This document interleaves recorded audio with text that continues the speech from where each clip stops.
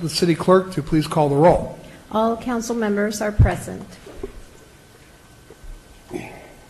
Would you then please stand for the Pledge of Allegiance and remain standing for a moment of silence?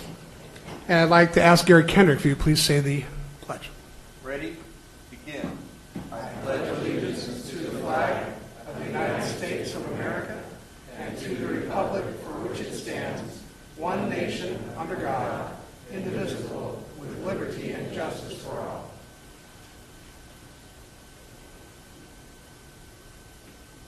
Seated.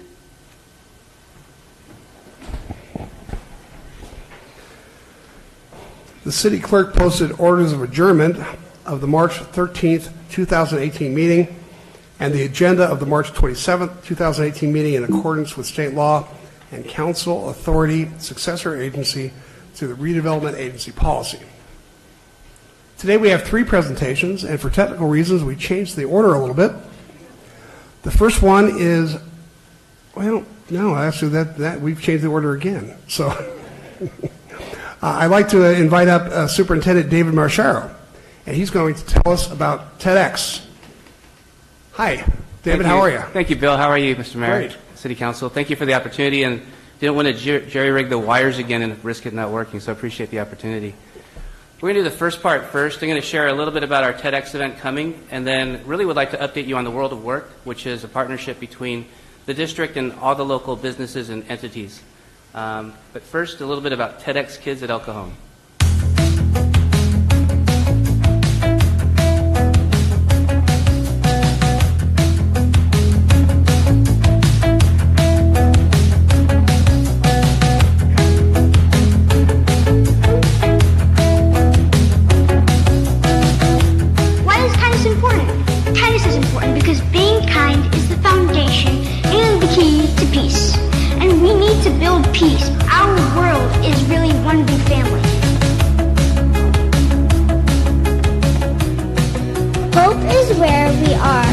Journey had just begun.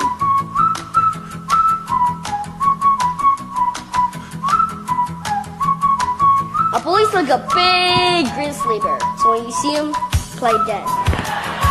No, seriously, ignore the bully.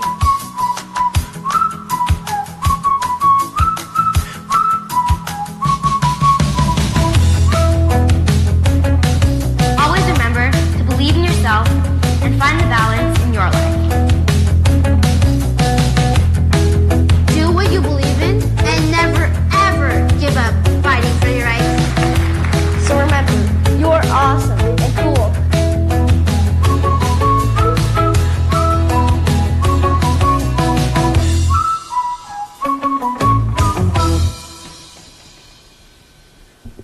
I do have a formal presentation for you. Thank you, Ben. Formal presentation for you, but I have a couple bosses with me, 2 elected officials, Governing Board Member Tamara Otero and Karen Clark Mejia, and they have some gifts for you. VIP passes to TEDx Kids at El Cajon great. On April 21st.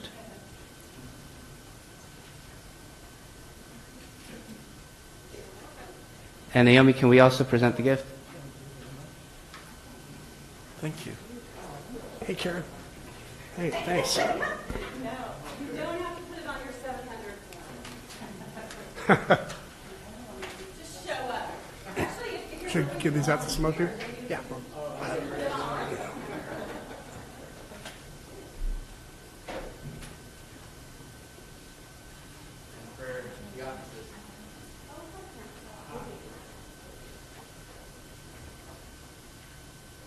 We have told the school district we will place this prominently in our foyer at City Hall. Thank you. So the City of El Cajon and the school district partnering together to create an opportunity to celebrate the ideas of kids we're spreading through short TED-like talks and a family-friendly community event. And we hope that everyone will come on Saturday, April 21st. And I'm going to share a little bit of updates of some work that we've done with our great first responders from the El Cajon Police Department as well as Heartland Fire and Rescue. Starting with a little bit about the why. I'm going to share a little bit of research behind the work. This is the work of Raj Chetty. Dr. Chetty from Stanford basically has shown that a child's income is baked by their zip code. And what his research shows, what it shows that over time, based on parent income, a child's income is a basically self-fulfilling prophecy. That's not surprising data, but what's really compelling about his data is that over the last 30 years, the American dream has been fading. And the opportunity for young people now to out-earn their parents has gone away. And that's really because of the mismatch between the K-12 system of education and the world of work. In our city, we're right there in the middle, El Cajon. This number, 43,000 students aged 16 to 24, are not in school and not working. We call them disengaged youth. And so our mission here with the school district is close the gap between education and the world of work, to bring relevance back into the classroom and gainful employment upon leaving the system. And so we believe that education should have twofold: one, how to make a living, and how to live. And if you look at the school systems currently, it doesn't look like it's designed for either. A school system looks like it's designed for compliance, stress, and anxiety from a middle school, high school point of view. And we aim to change that. This is a TED Talk from Logan Jenkins, where he shares about his future. What do you want to be when you grow up? Now, adults are hoping for answers like, I want to be an astronaut, or I want to be a neurosurgeon. You adults and your imaginations. What Logan goes on to say in his talk is that when I grow up, I want to be happy. And when I think about my daughter, who's 5, will start school in my wife's school district next year, I want her to go to school and be happy. I want her to be treated well by her classmates, by her teachers, and have good relationships. And I'd like her to start exploring her interests and passions on a path to gainful employment. And if that's good enough for my daughter, it's good enough for all the kids here in Cajon Valley. And he goes on about the school system. It seems to me when adults say, what do you want to be when you grow up? They just assume that you'll automatically be happy and healthy. But maybe that's not the case. Go to school, go to college, get a job, get married, boom. Then you'll be happy, right? We don't seem to make learning how to be happy and healthy a priority in our schools. It's separate from schools. And for some kids, it doesn't exist at all. That's so true. So let's define happiness. The millennials will tell you, when I grow up, I want to be rich. I want to be famous. But the research behind happiness and income and also fame will indicate that those are not indicators of true happiness. Happiness expert Sean Aker talks about a deeper meaning for happiness and fulfillment. The modern world, we'd find happiness as pleasure, which is very short-lived and then it's over, which is not worth us spending even 10 minutes talking about here today. What I want to talk about is what the ancient Greeks defined it as. They defined happiness as the joy you feel moving towards your potential. I want to stop momentarily because that definition actually changes the pursuit of happiness. The joy you feel towards moving towards your potential. And what Sean describes is if happiness is on the other side of success, then your brain will never get there. So in order to produce happy adults, gainfully employed, we teach them to be happiness in the present and learn gainful employment skills now in their school. And the final study on happiness is the largest longitudinal study on relationships at Harvard. And what he found is over the last century, tracking happiness in adults, it's related directly to relationships. He didn't say marriage, he didn't say family, because there's lots of dysfunction in marriage and family. What he describes is interconnected relationships with people who are mutually contributing to the benefit of the relationship itself. So those things, healthy relationships, happy kids, and gainful employment. And so right now, this is the committee of 10 that designed our modern K-12 public education system. It was designed in 1892 and has remained unchanged. But we don't need to reconvene them because we have the committee of 5, the 5 governing board members in the Cajon Valley School District that have invested millions of dollars in resources, but in also change. And so our mission statement in our school district is to make our community the best place to live, work, play, and raise a family with a vision of happy kids in healthy relationships on a path to gainful employment. And that's the world of work for us. All students learn computer science. All students learning to give TED-worthy talks, which you'll see on Saturday, April 21st. We have a central focus on student social emotional learning with a program called Sanford Harmony and the world of work, which I'm going to share with you now. So this is curriculum that's not Common Core. It wasn't produced by the state. We produced it right here in Cajon Valley in our warehouse with the purpose of every child having a mission of me with 3 core processes: their world of work journey, their ability to tell their own personal story, and their own self-awareness of their strengths and interests and how they might align with the current job opportunities in the future. We partnered with Gallup to look at new metrics. Right now, the state measures us on English, language arts, math, and science, and that's the end-all, be-all. What Gallup helps us measure is engagement. Student engagement attached to hope about their future, career and entrepreneurial aspirations, and their ability to see relevance in the school system to get them there. And this is national data from Gallup on student engagement. On the left, you see 5th grade. So in 5th grade, across the country, 74% of students are engaged and hopeful about what they're doing in school. By the time they leave high school, that's flip-flopped. 34% of students actually engaged and believe that the school that they're attending is making a difference towards their future. And this is data specific to Cajon Valley. It's pretty high, 64%, but that's partially because we only go to 8th grade. If we were to be a K-12 system, our data would probably be slightly lower than that. And I want to make that real by just sharing a couple of our students. This is Benosha McKell, and she gave a TED Talk on our stage last year. She was in 2nd grade. Waiting is the most difficult thing in the world because you can't do anything for your future and you only waste time in waiting without knowing what will happen to you and your family. My family and I moved from Iraq to Jordan on January 12, 2011. We spent almost 5 years in Jordan waiting for our resettlement to the United States. 18 months prior to delivering this talk, Benosha spoke 0 English. She spent the majority of her childhood in a refugee camp in Jordan. When I was in Jordan in the 1st grade, I didn't know how to read and write because I was a newcomer. And I missed 1 year without a school because we were waiting for our settlement papers and interviews, which took a very long time. Then I entered the 1st grade and started learning how to read and write. It was hard for me because students started learning from preschool there, so I had to work hard.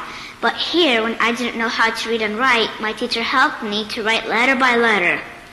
When I first got to the United States, I thought that I would never learn English, but after 1 month, I started learning how to read and write. Another reason why I didn't like living in Jordan was because none of my relatives were there, and it was not fun at all to not see them or even meet them. Moving to the United States of America changed my whole life because I can see my family members and live in peace and plan for my future. Best part, and plan for my future. So in any other school district, they would have assessed Benosha, put her in remedial English classes, remedial math and language classes, and she would have just been another statistic in the school district. In our school district, we talk about her interests and her strengths. We teach her how to speak and how to be confident, and we engage her with her peers in healthy relationships. And this is the best part of her talk. Also, I have my friends at Magnolia, which we play together at recess, share our thoughts, and help each other through the classwork. And even now, my teacher asks me to translate for the new students. For that, I am so glad that Magnolia is my school. Happy kids, healthy relationships on a path to gainful employment. That brings us to the last part of our presentation, is the world of work. The creation of the modern school system back in 1892 was designed for students to enter the industrial workforce. Sadly, the school system is still structured the same way. But with new technologies over the past several decades, the landscape of work and opportunities is far beyond what many parents know exists or is even available to them. How did we get here? What are we going to do? Where does it start? It should start at an early age. Even at age 7, children already have dreams or ambitions for future careers. Our education system needs to adequately help our youth identify and develop their unique abilities. Studies show that how we're educating and preparing our students is not meeting their needs and the needs of employers. So we started to imagine, what if our kids had a modern curriculum that was capable of supporting the development of their unique skills, strengths, interests, and values, effectively developing the necessary knowledge to help them prepare for the real-world opportunities and choices they will make, socially, educationally, and occupationally, thereby helping the teacher provide the most valuable support in guiding young people in their future, instilling hope in everything they do. Through a program known as the World of Work, we connect families, industry, teachers, and students. We make learning relevant through work-based simulations and career development tools that help students begin to understand their connection to the world of work. The world of work is based on the RISEC framework. At a minimum, each child, each grade, each year will have exposure and experience with 6 types of careers. So by the time they graduate 8th grade, it'll be 54. We believe that every child has unique strengths, interests, and values that are needed in the world. And when we unleash their awareness of their unique talents, we create hope in each and every child so that they'll know that there's a unique place in the world for each and every one of them. What WOW has done is it has upped the level of student engagement in a classroom. So if you had the magic potion to make a classroom where 35 kids were all excited about what they were doing, why wouldn't you want to use it? The World of Work initiative helps educators make learning relevant by connecting what happens in the work world for students starting at kindergarten and continuing through their senior years. I love the concept the World of Work embodies, that all work has value. When you understand that all work has value, you begin to understand that all people have value. And their interests are as valuable as another person's interest, and their skill set is as valuable as another person's skill set. And there's a place for everyone in our community. You know, as a police chief, I see such great value in sharing this information and sharing these programs to our youth, because that's the future of our community, that's the future of our citizenship, and to be honest with you, that's probably going to be the future of my police department. And the World of Work is a program that really encompasses and incorporates what the future is going to look like. It gives the opportunity for students to learn about their future as well as these jobs that they're looking at. We're using World of Work to learn about jobs that we can do in the future. The World of Work helps you find your future job. One of my favorite jobs to do is being a theme park engineer. So what's happening right now? As school systems graduate students who have effectively identified their strengths, interests, and values, we will begin to see individuals, families, companies, and communities transformed. We will see these citizens engaging with sound financial well-being and a solid path to seamlessly transition from school to career. To discover more, I'd like to introduce you to our first 2 World of Work partners, Heartland Fire and the Elko Police Department.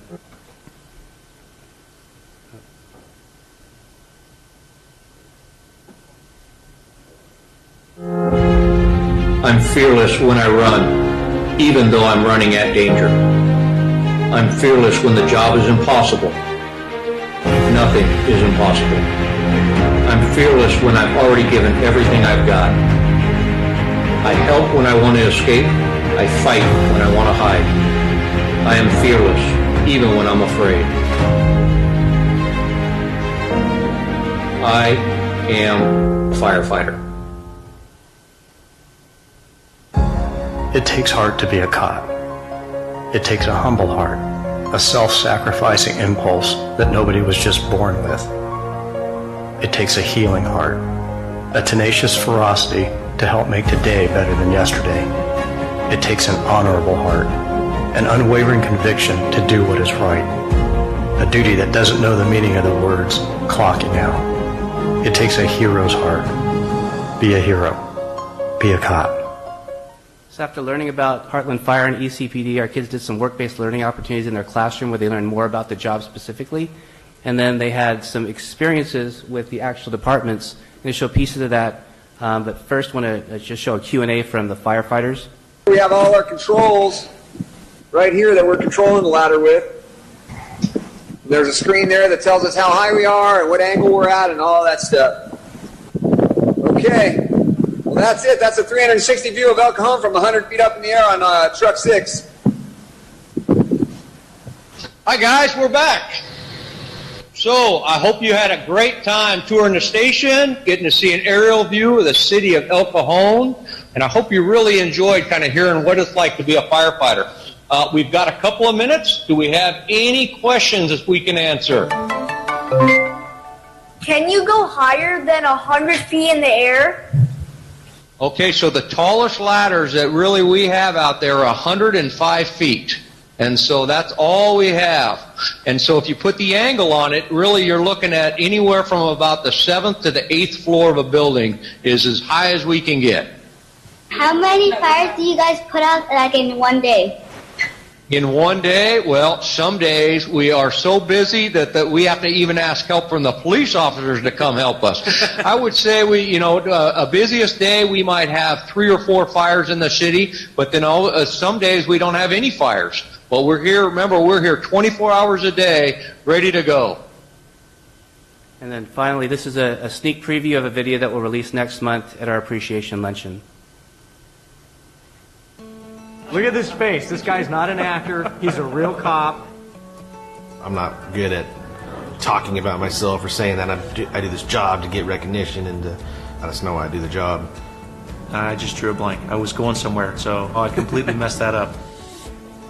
You might make a great police officer. You'd make a great firefighter. You'd make a great police officer. You'd make a great firefighter if you eat healthy and exercise daily. We don't just sit around and eat donuts all day. Sometimes you have to make a choice between dinner salad or what you want to eat, which could be a hamburger and fries. But as a police officer, you got to kind of sacrifice your diet and make the right choice to stay physically fit. We know our job is strenuous, so being physically fit is extremely important.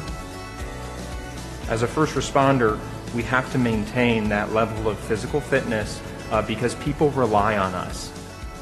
You might make a great police officer if you're really personable with people. It's important that you're able to talk to nice people, show empathy and sympathy and understanding for people who are going through trying times. That's just something I like doing, is being there for someone that's sick or scared. That's just something I like to do, and I can do it as long as I can. You do it because it makes you feel good. And it's not like, hey, look at me, this is why I'm doing it. No. I don't know exactly where the motivation comes from. It's just a desire to want to make our world a better place. You might be a good police officer if you're a person that people can count on when they need a hand. Selflessness is huge in this job, and just the ability to go out there, help people that you do not know, and you don't expect anything in return, and we're okay with that. If someone falls down or someone's in need, you can always sit there and think, oh, next person will help them or someone else will be there for them. But it's also just as easy to help them yourself. I always think about, if I was in their shoes, what would I want? If something like this happened to me, what would make me feel better? Be willing to step forward and offer your time and your assistance. You'd make a great police officer if you could smile even when life gets really hard. If you like helping people and giving them advice on how to solve their problems. If you can think fast and act faster. You'd make a great firefighter if you do the right thing even when no one's watching. If you're honest both with yourself and with other people, and you want to do the right thing even though no one's watching, that's probably the most valuable trait going into the field as a police officer. You have to be able to have that fortitude of yourself to always make those good choices, even if they're hard, to always listen even when it's hard, and always try and do the right thing, especially when it's hard. You'd make a good firefighter if you think about things that your friends and family need before you think about yourself. If you're good at comforting sad or scared people.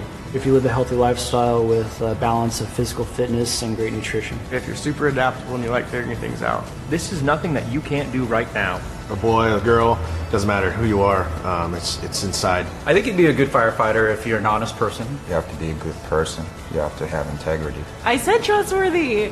Keep up the good work. Don't talk. Don't let them break you down. Thank you, Chief. I don't know if you want to have some commentary, Jeff. I'm going to show just a little bit of the NEPRIS, but you're welcome. In addition to these videos, last week we had both departments engage with over 10,000 students all at the same time utilizing new technology, and they actually took us through the department. Rescue.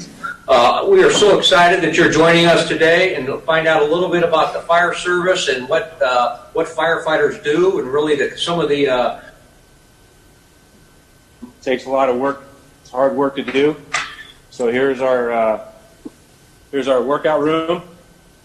Got airbags that we can use. Some of our air bottles, we use the hoses and we fill these airbags up, and they can lift tons of weight. So we can lift pieces of collapsed concrete off of people. We can lift cars off of people with those bags. From fire, and then the police department also needs to know that most of you think of police as the men and women in uniforms that you see out in the police cars, on the streets, protecting us at home, at school, and even when you're out with your families. But I don't know if you're aware that there's so much more to police work that public safety dispatchers are police dispatchers and the fire department dispatchers.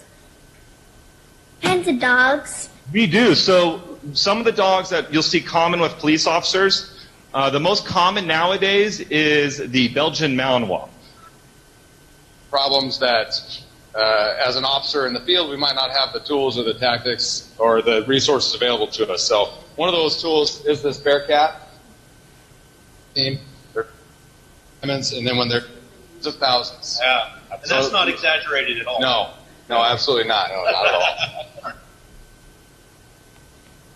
So just a moment of appreciation for Dr. Miyashiro. He reached out to myself and the fire chief with this idea of World of Work. He actually presented it, and what a great opportunity to leverage technology to reach so many students, to reach the community. And my question after he presented it to us was, hey, can we be part of this? And I think that was his plan all along. He baited and hooked us. And to reach over 1,000 students in a 30-minute period live, that was a first for us and the fire department to go live. What a tremendous opportunity. I thank him very much, and we want to continue to be a partner with you in the school district and pursue this even further. So thank you very much, Dr. Mishra.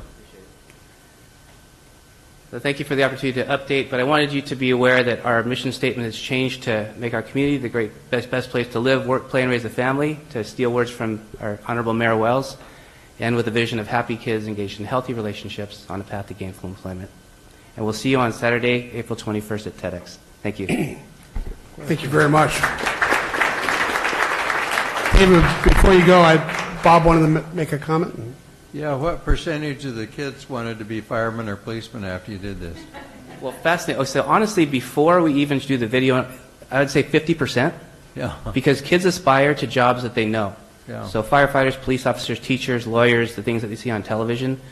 But physicists and genomics and things that we're exposing to in life sciences and biotech, they wouldn't aspire to because it's not taught in regular curriculum. So we bring those opportunities to them in the world of work. So they see the entire spectrum of labor demand and the future jobs that will be for them when they graduate from high school and college.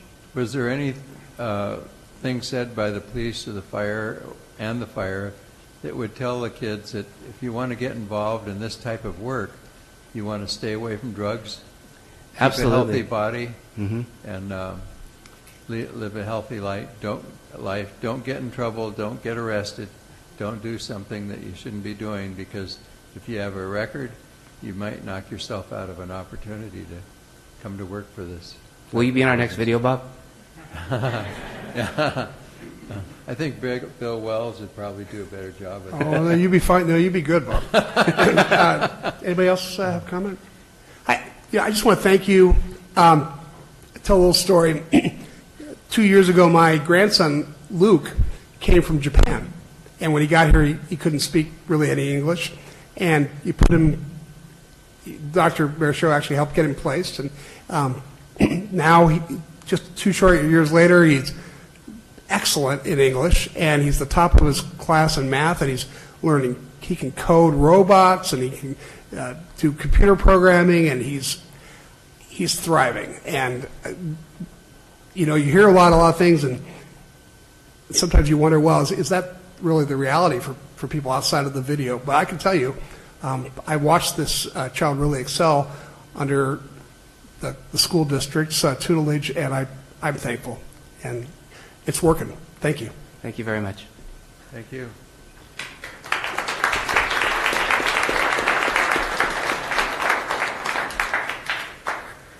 Okay. Next, we have accommodation for PetSmart Charities. I believe Ms. Jennifer LaPont, District Leader, is here to accept the accommodation. And Council, if you would join me below.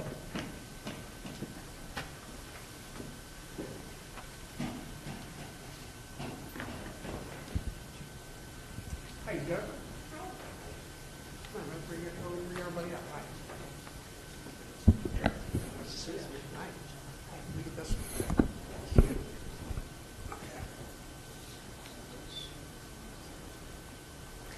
Thank you, Mayor and City Council and staff. This is accommodation honoring PetSmart Charities, Inc. Whereas PetSmart Charities, Inc. is a nonprofit animal welfare organization with a mission to find lifelong, loving homes for all pets by supporting programs and leadership that bring people and pets together. In addition to finding homes for almost 500,000 shelter pets each year through its in-store adoption program, PetSmart Charities provides funding to nonprofits aligned with its mission through 4 key areas of grant support: preventing pet homelessness, helping shelter pets thrive, supporting the bond between people and pets, and emergency relief and disaster support. And whereas the City of El Cajon is honored to recognize PetSmart Charities for their $50,000 grant to purchase spay and neuter medical equipment for the new animal shelter. And whereas the new El Cajon Animal Shelter, opening in summer 2018, is a 14,703 square foot one-story facility that will include housing for animals, veterinary services for sick and injured sheltered animals, grooming, play interaction areas, pet adoption services, an exercise area, administrative offices, and more. The new shelter doubles the size of the current 50-year-old shelter and will cost an estimated $10 million using Proposition O special revenues. Now, therefore, Bill Wells, Mayor for the City of El Cajon, together with the City Council, to hereby recognize and honor PetSmart Charities for its very generous grant donation to the new El Cajon Animal Shelter. We are proud to be a partner with PetSmart Charities in the care of the animals in this community. Signed this 27th day of March 2018.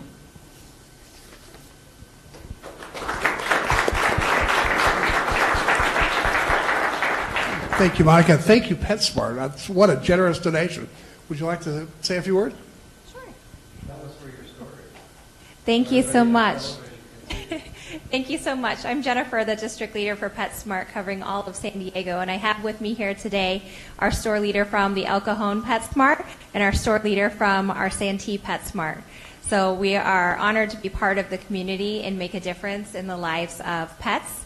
At PetSmart, we believe pets make us better people, and we truly believe that creating more moments with those pets and helping the shelter place more pets in homes is exactly what our mission is aligned to do. And we are honored to be part of the new shelter here in El Cajon. Thank you so much for this honor. How about the store? People give us the addresses of the stores so people know where to get the next food and the Yeah, you bet. I bet most of us probably know where the one in El Cajon is. We're right over by Parkway Plaza at 865 Jackman Street. Stop in and see me anytime, please. And the Santee location is on Mission Gorge Road, 9896 Mission Gorge Road, on the corner of Mission Gorge and Cuyamaca. Let's give them a big round of applause. Thank you very much. The council would like to. Thank you for coming. Thanks for the donation. That's really kind.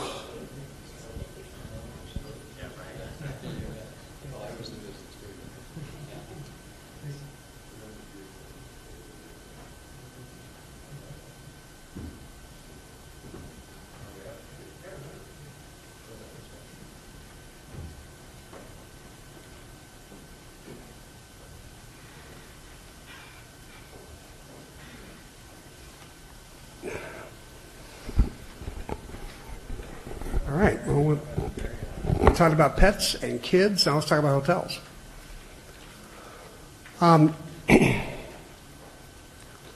Recently, we celebrated a milestone in the city's history. Several weeks ago, we celebrated the opening of the Marriott Courtyard just across the park yard from City Hall.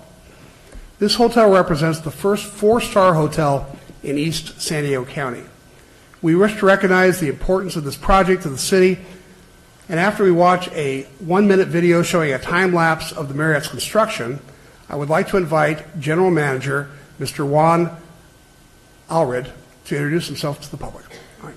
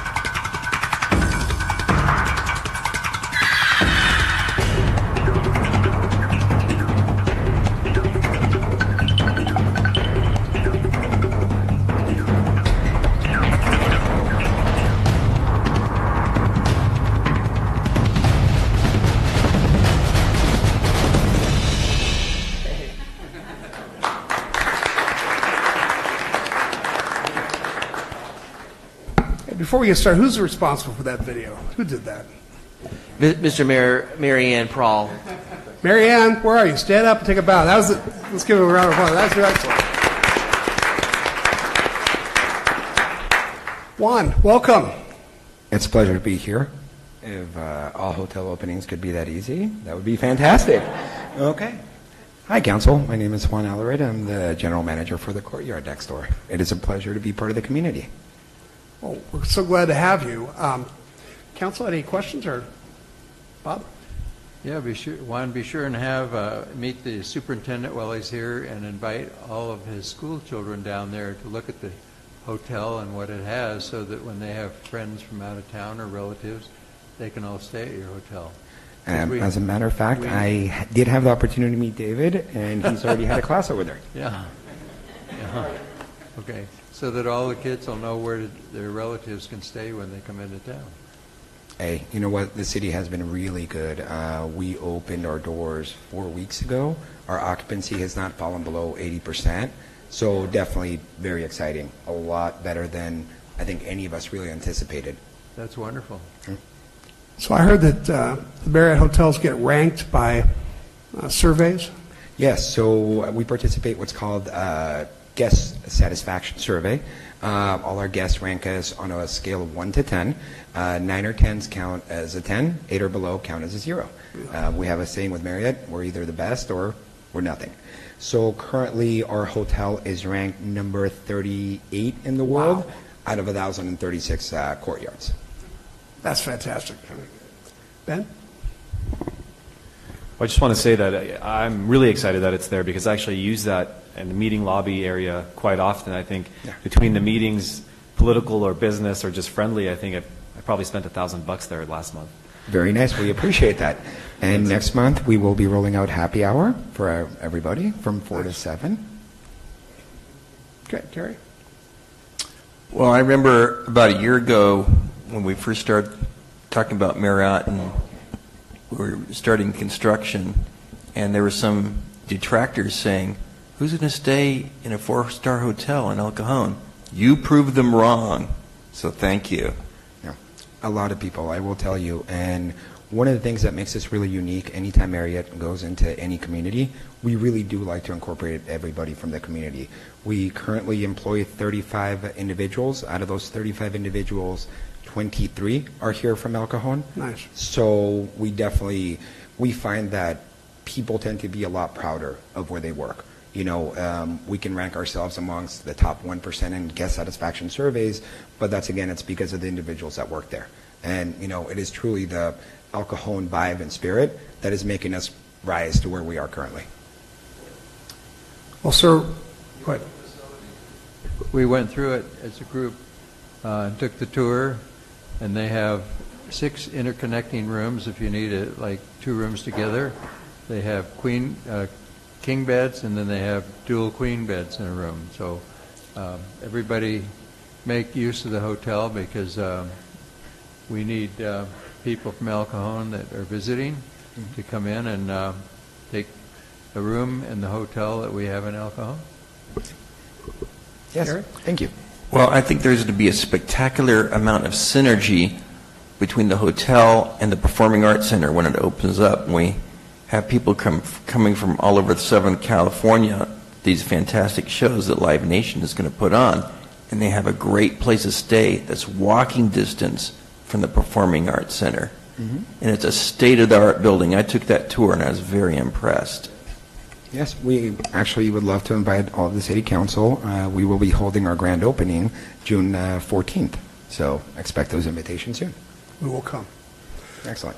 Well, sir, thank you. Welcome to the city, and if you ever need help from your government, please give us a call. We're very happy you're here. Mayor, it's my pleasure. City council, pleasure to meet all of you. Thank you, sir.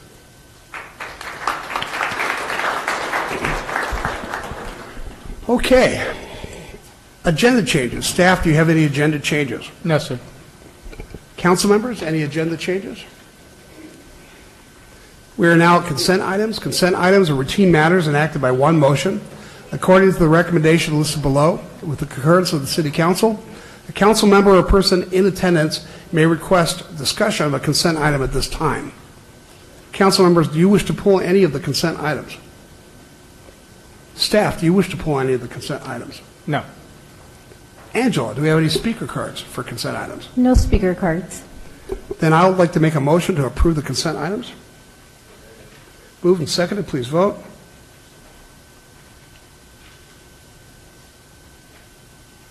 Did it work? My light didn't go on. There we go. Motion carries by unanimous vote. That was quick. That brings us to public comment. At this time, any person may address a matter within the jurisdiction of the City Council, Housing Authority, successor agency to the El Cajon Redevelopment Agency that is not on the agenda. Comments relating to items on today's agenda are to be taken at the time that the item is heard. State law prohibits discussion or action on items not on the agenda. However, council, authority, and agency members may briefly respond to statements or questions, and an item may be placed on a future agenda. Angela, do we have any cards under public comment? We have 4 speakers. The first one is Jim Sitigliano.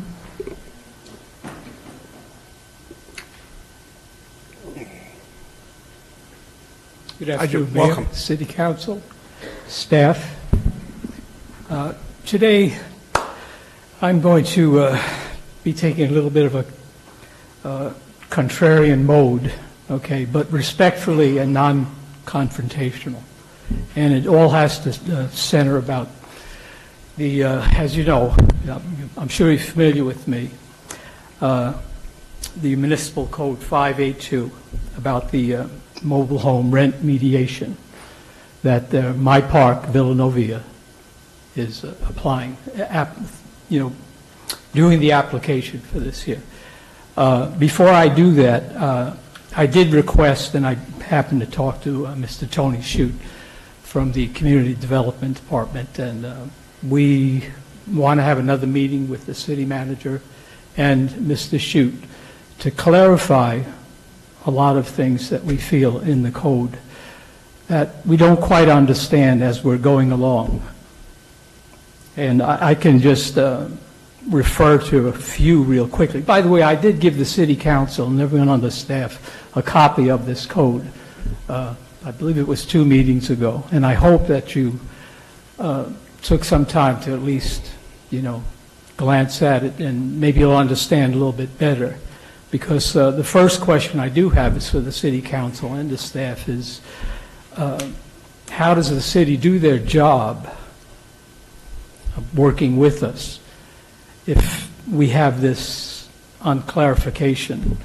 And that's why I'm requesting another meeting, is to do this exactly, even if we have to go through the whole code to do this here. And just some examples real quickly here. And one just recently, and I already spoke with Mr. Shute about this, is that we send out our mailing, and there's a 10-day response from the city with our decision to file for mediation. And it doesn't help us when we get it kind of late. Now, Tony's already given me an explanation for this here, but these are the kind of things we want to be addressing, because we were told the 17th, and because of dates and things like this here, we've shortened that down to almost less than 5 days for us to respond. And plus the request said it would be filed on a form by the city. We never received any form. But through email, Mr. Shute said that we can do it with just a simple letter. Okay. So naturally, we feel kind of a little pressed for time on this is just one of the points. About mediation itself, when you look at the code, it spells out the mediation selection pretty well. However, the mediation presentation is very sketchy in itself. Sir? Yes. I'm sorry that your time is up, but let me maybe get cut to the point. City Manager, would you be able to have a representative meet with him and explain the code to him? I'll be happy to meet with him myself tomorrow. I have not had any requests to meet with me, so this is the first I've heard of it. Would that work for you, sir? Sure. I would have to check with my board real quickly. And the only suggestion I would have, Mr. Manager, City Manager, is that it'd be a late afternoon meeting again, because a couple of our board members do still work, and say around 4:30 or something like that. And if it can't be possible tomorrow, maybe sometime next week, because we do have the Good Friday and the Easter weekend coming up. So, like I said, there's a lot of questions about this here. So naturally, and I hope, like I said, this is non-confrontational. It's just for clearly defining this code a little bit better. I'm sure they can help you answer all those questions. And if I just may, and that invitation stands to any of the, Mr. Mayor and the City Council members also, if they wish to attend a meeting like this here, to better understand what we're doing.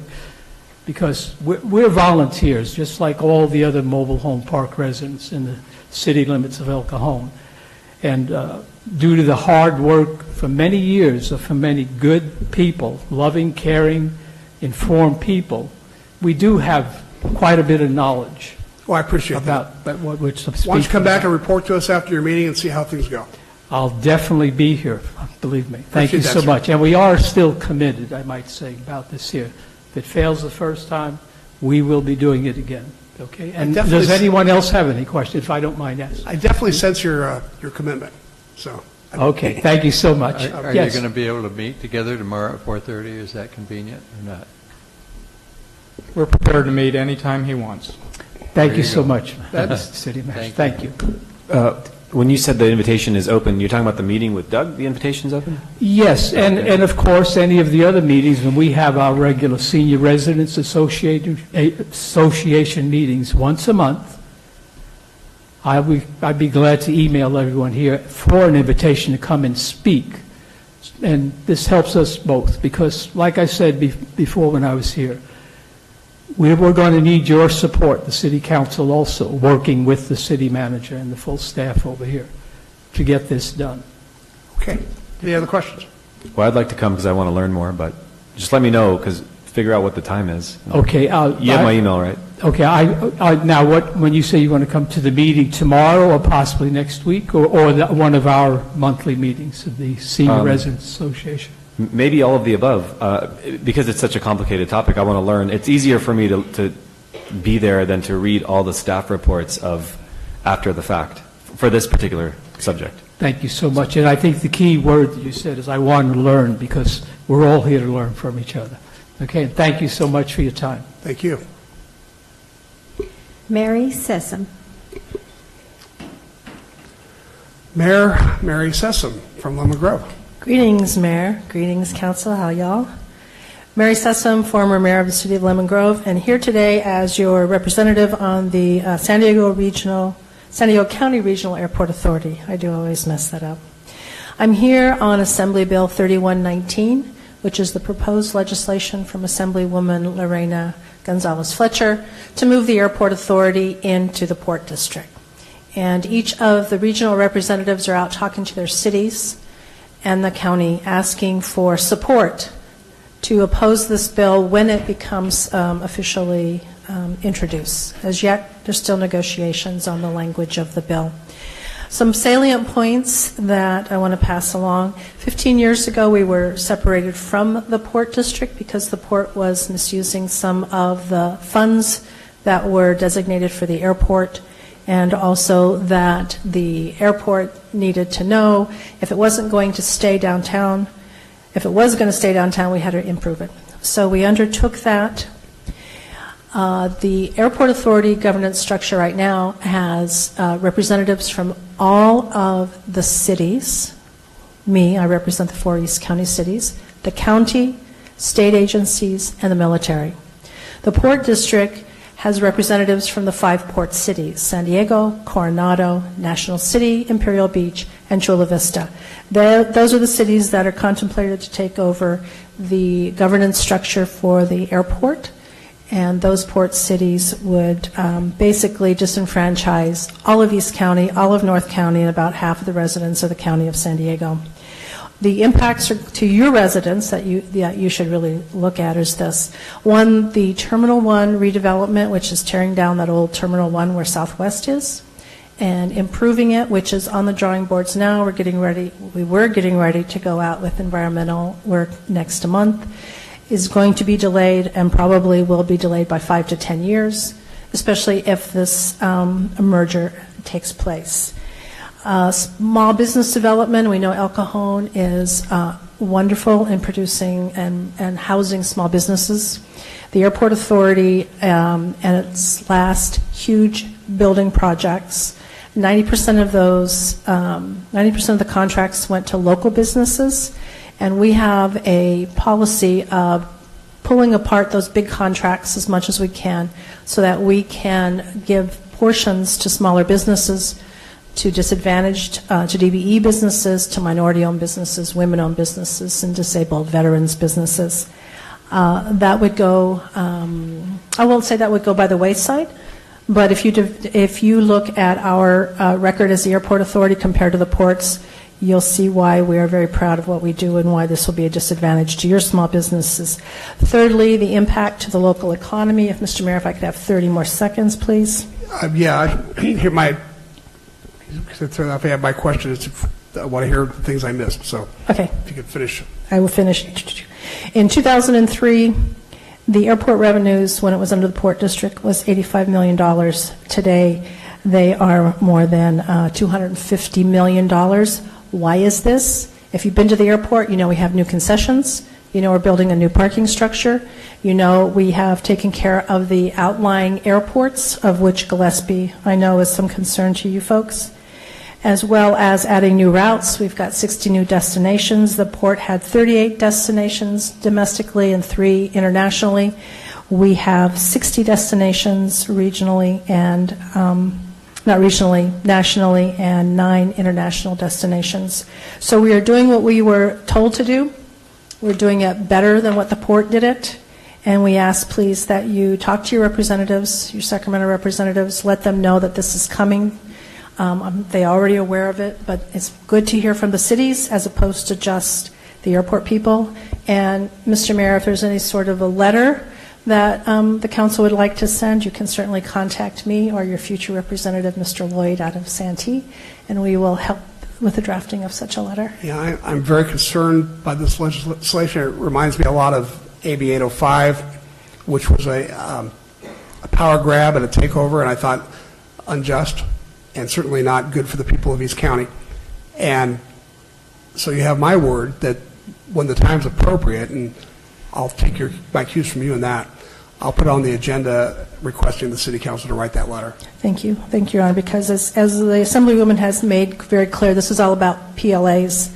This has nothing to do with climate change, nothing to do with sea level rising, even though that's the purported front for it. It's all about PLAs, and she has said that in several public interviews. Can you explain PLAs to PLA is a private labor agreement, a public labor agreement. Basically, it requires us to use unions for all of our construction projects, and not just how we've been doing it, which is we do basically pay prevailing wage, but we also like to use union and non-union as what seems appropriate for whatever it is we're building.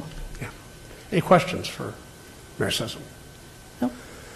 Thank you. Nice to see you, and hope to see you again soon. And thank you for coming and telling us about this. Thank you. Thank you. Brenda Hammond. Hello, welcome. Hi, Brenda Hammond. I wanted to say that I went to, on Palm Sunday, I went to a program at that big church on the hill. You know what it is? Shadow Mountain. And I was so impressed. I mean, I've been there before for different things. But this was great. This was really wonderful. I kind of got there late, so I got to sit in the overflow, but it was just really wonderful. So thank you for having them here in your community. And I wanted to share this with you. This is Humpty. I got this 27 years ago when I had the brain surgery done. My mother's cousin sent it from Illinois, and she'd sent it with a little note. Of course, I was kind of out of it back then, but that I would never break. So I'm just gonna throw this up in the air so you can hear it. Is all. Okay. Mr. McClone already heard it, right? Thank you. Thanks for coming. Don't forget to go back to Shadow Mountain. You don't have to go just once. Our last speaker is JC.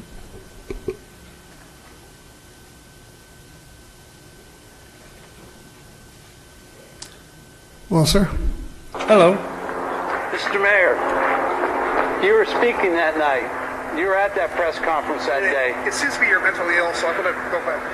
Invitation media only is against the law, sir. It's a direct violation of our constitutional rights. And Time K versus United States has determined that. So why are you guys violating constitutional law? If you need a referral to a psychiatric hospital, please ask the police. We sure will. You're running for Congress, sir. Mental illness is a national issue right now. Absolutely. Are you a doctor? Yes. You are. And what do you know about mental illness? 30 years as a mental health professional. And you think I'm mentally ill? What I said was it seemed like you were.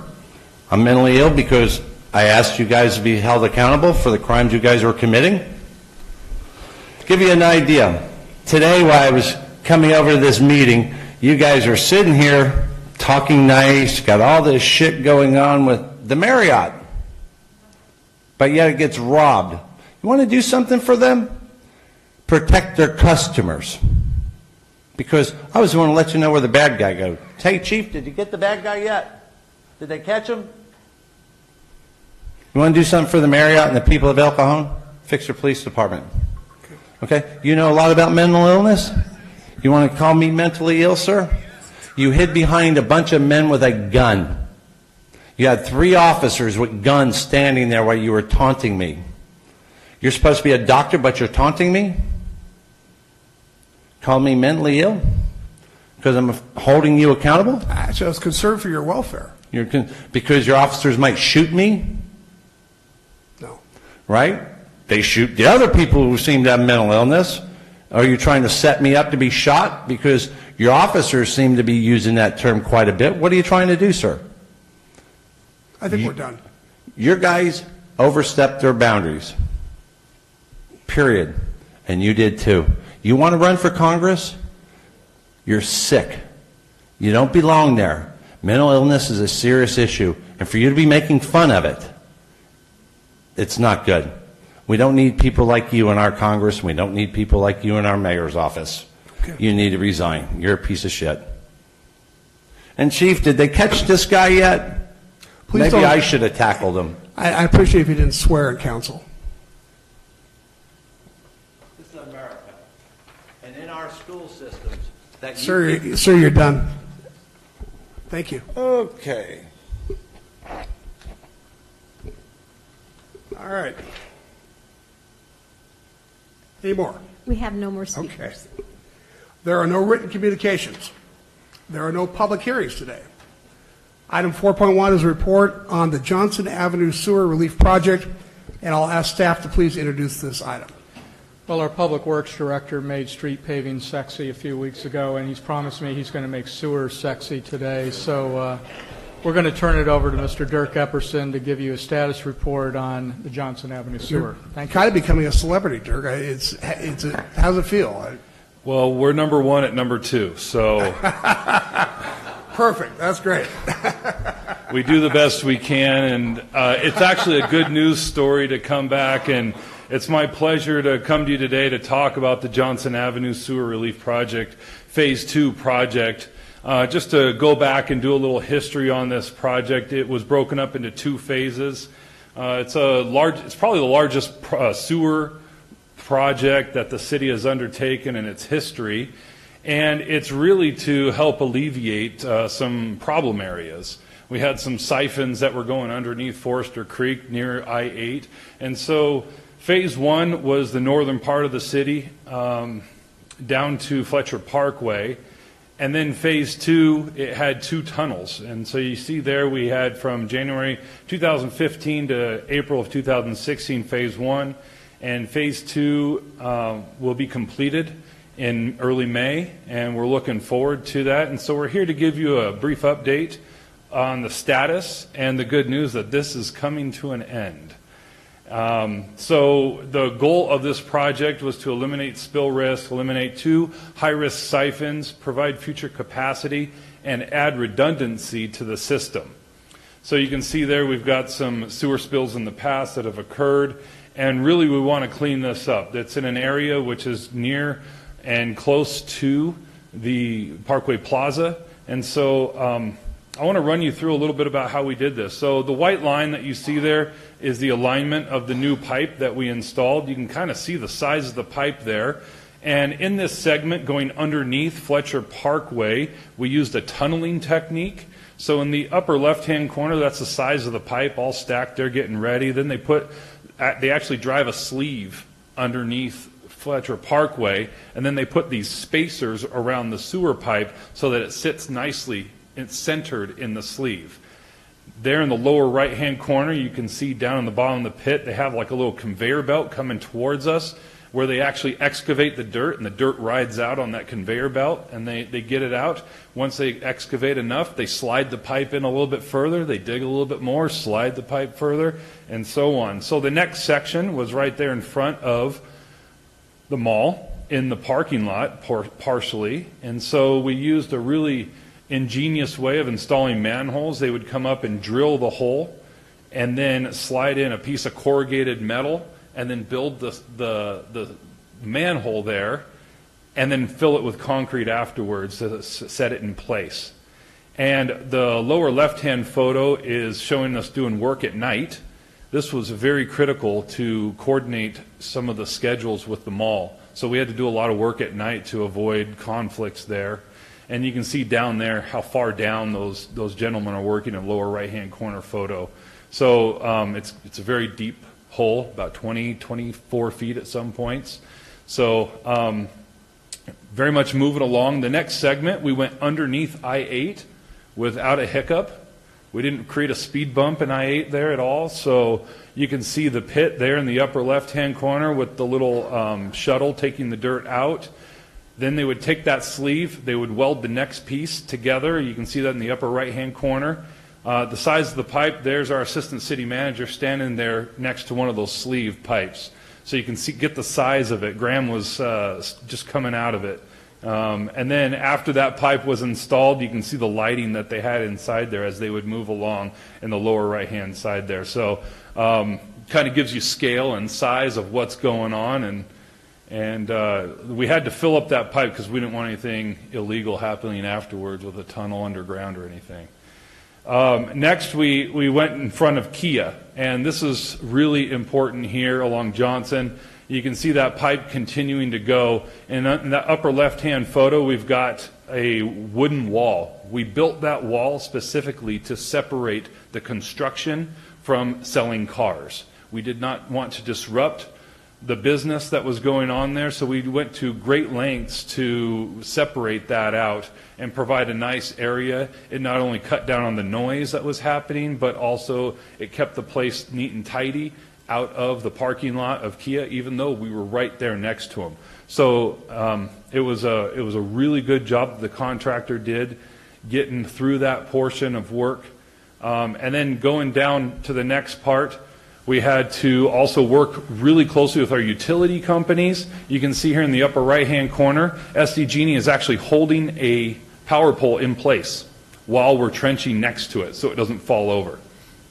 So it's a lot of coordination that goes on, and we have a great team of people working together. The lower left-hand corner is showing existing utility duct banks that we had to pass under and around.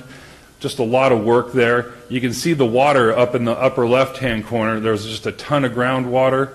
We're looking for a business development to create some Cajon Valley bottled spring water from that.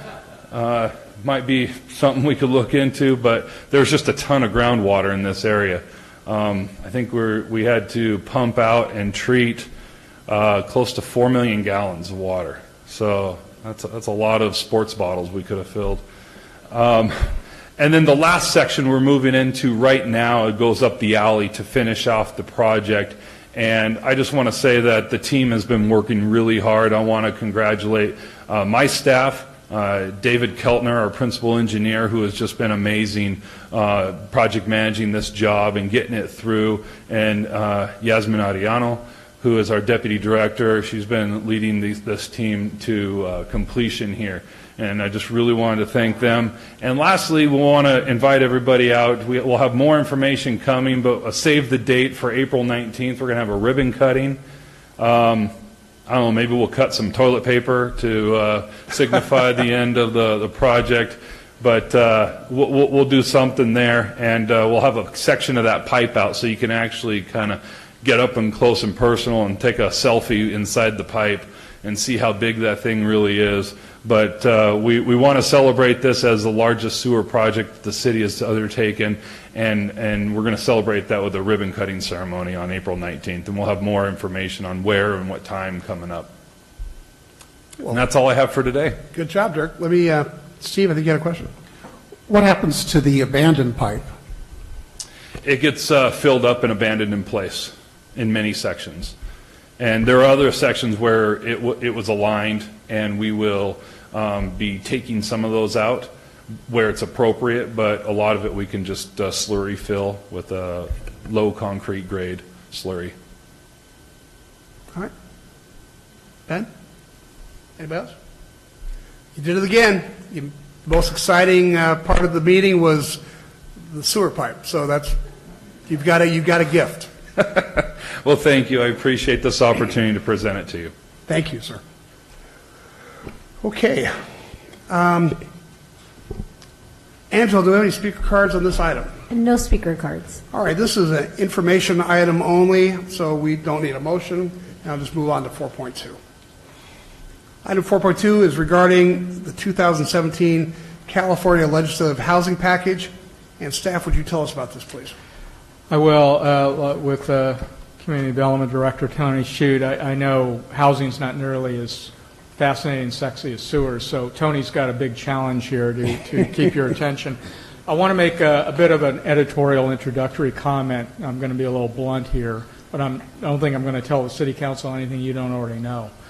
The reason we're bringing this item before you, and I think our colleagues all over California are bringing similar items to their city councils, is our world is changing when it comes to what has traditionally been local authority in the areas of land use and zoning throughout the state of California. The state of California has an absolute goal to systematically remove what has been traditional land use authority from cities and counties and to invest it in themselves. They have been, I don't even think, that may sound like a critical comment. I don't think there's anyone in Sacramento on either side of the aisle that would disagree with the statement I just made. Whether they like it or not, they might disagree, but I don't think anybody would disagree with that statement.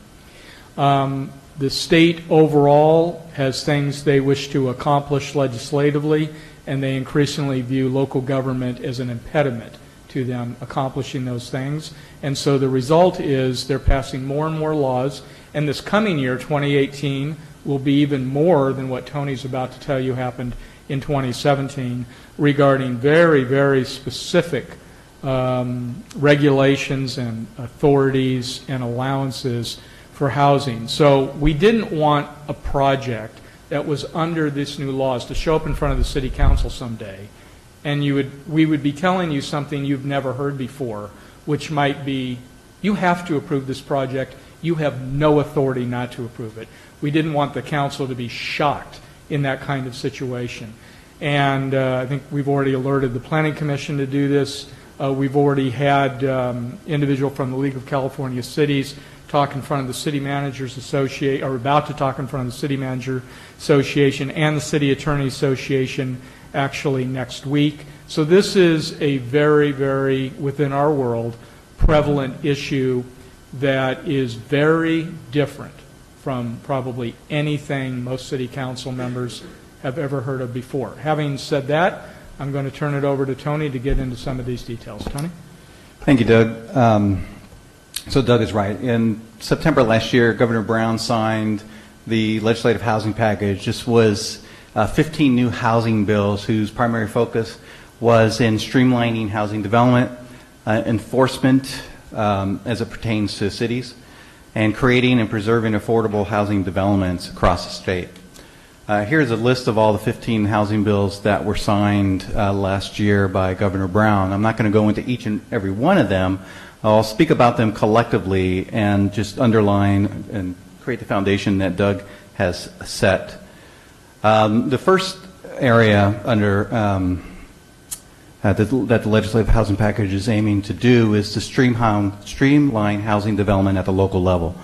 And they're doing that with several bills, and more importantly, under AB 73, they're creating financial incentives to cities to adopt zoning overlays that will help streamline development. So this is an opt-in program. It's not mandatory.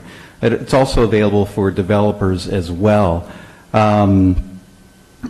This primarily is aimed at giving cities money to create a plan that allows for housing development in certain areas that at the local level, certain areas of the city, or they can developer can just come in and obtain building permits. And the city council has really kind of already did this. They did this earlier or late last year when they adopted the mixed-use overlay zone in 4 targeted areas. That will allow for housing development when the market conditions are right. You've already done that. You've already taken that step, and there's no obligation for it to have affordable housing. It's whatever makes sense for the market. And that is a by right process that is administrative. It's up to 40 units an acre, so the city council has already taken those steps. SB 35, not listed here on the slide, but it streamlines multifamily housing projects at the request of a developer in the city that hasn't issued the number of building permits for its share of regional housing needs. So that what I mean there is that's the RHNA. That's a regional housing needs assessment, which all the cities get. And we're supposed to plan for those housing units based on income categories, so above moderate, low income, and we get a certain number. So the city of El Cajon has a few thousand in the low income category, and over the last, since the 2013 housing element, we have not issued those number of, 1,000 plus permits for affordable housing projects. In fact, most cities in the state do never achieve their housing needs assessment. So basically every city in the state is going to be subject to the SB 35 streamlining, which will allow a developer to come into the city, basically drop a set of plans at the building counter and say, I invoke SB 35, and we will have to approve that administratively. The key, though, for SB 35 is that it does require prevailing wage, so that's going to make it very difficult for developers to pay that added cost, 20 to 25% on top of typical development fees and cost. The enforcement component of these bills is requiring cities to report more than we typically report each year. So the state legislators made amendments to the Housing Accountability Act, Housing Element Law, and our annual reporting requirements, where now the state wants to know every housing application that's been submitted, every housing application that's been denied, every housing permit that's been issued. AB 1515 prevents cities from basically denying housing projects, so it eliminates our ability to create quality projects. And I give an example like Cornerstone Place. That is an affordable housing project, but it's a quality project. It's probably the best multifamily project that's being produced outside of downtown, and that's because we engaged with the development team to create a project that met the demands or met the expectations of the City Council to be high quality. Under SB 35 and some of the other new state laws, we won't be able to do that anymore. AB 72 authorizes HCD, which is Housing Community Development, to refer any agency violations to the Attorney General. So what that means, every year that we report housing permits, new housing projects, how many we've received, what the processing times were, et cetera, if HCD sees a violation or perceives a violation, they can turn it over to the Attorney General for actions against the city.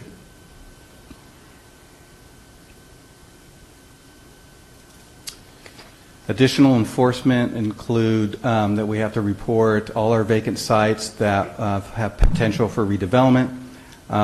Also, which is interesting, SB 166, each time we do a housing element update, we have to identify properties in the community that can accommodate higher densities, and in exchange what that means is that at a higher density, we can have more affordable housing units within these higher density areas. If the city approves a market rate project on that, that would be a violation of the law. So it now forces only affordable housing projects on those sites that are required to have these higher densities.